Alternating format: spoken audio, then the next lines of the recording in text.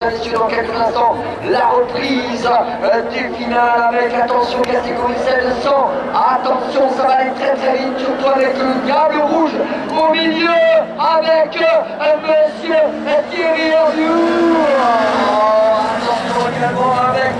Yannick Benalière, Attention maintenant, je peux vous assurer que de toute façon la course va se jouer maintenant avec les 3 hommes de tête et tout particulièrement avec le 122 et le 5 petit les rouges derrière vous d'abord. Oh yes, oh yes, oh ouais, oh c'était chaud. Ah oui, dans ces cas-là, monsieur Thierry Hervieux, monsieur Dominique Leblanc, pardon, monsieur Dominique Leblanc, j'ai confondu les voitures, eh bien oui, quand on laisse la porte ouverte, à monsieur Yannick Benalière, eh bien dites-vous bien que s'il réussit à glisser le nez, dites-vous bien que tout le reste passe. Eh oui, oh que c'était chaud, et on retrouve également à la poursuite, et toujours bien placé, monsieur Michel Le Diagon, également en 3e position. On va se dire que maintenant, ça va être très très compliqué pour aller récupérer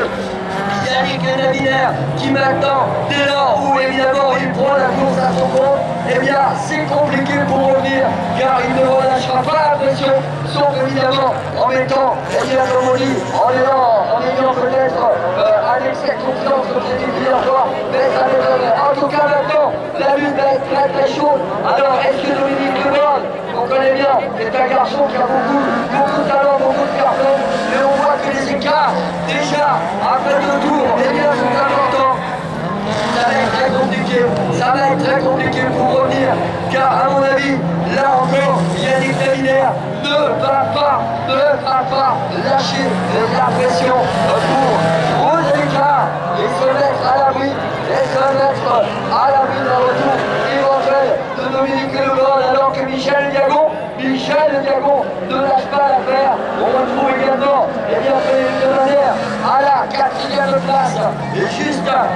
maintenant avec des écarts, on a vraiment des écarts importants pour les podiums, pour les 3 hommes de tête, et ensuite avec donc le 43 et également le 80 avec Fabien Caro, où maintenant évidemment ils ont gardé, comme on dit, le contact avec la tête de course, alors que pour l'instant, eh bien, on retrouve toujours les positions inchangées. Sur la tête de course, position tout à l'heure, avec Yannick Benalière, qui pour le moment, eh bien, à cause de l'écart, ça se stabilise, car il sait que maintenant, de toute façon, pour pouvoir espérer revenir sur lui, c'est quasiment impossible. Donc,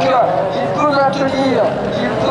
à distance, évidemment, ses adversaires. Mais attention, il sait qu'il faut quand même rester vigilant, car pour la simple bonne raison, c'est qu'il y avait 7 tours et que c'est très long. Les écarts sont très importants sur la tête de course, alors que Michel Diagon est toujours maintenu également en 3e position. Et je pense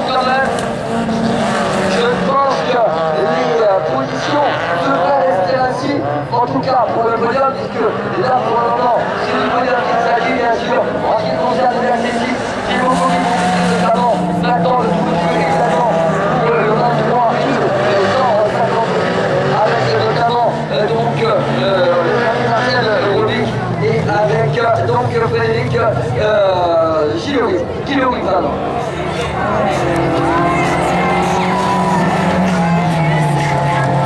Voilà, donc nous vous disions, le temps pour moi de consulter ma feuille, et notre ami Yannick Benalière franchissait la ligne d'arrivée en grand vainqueur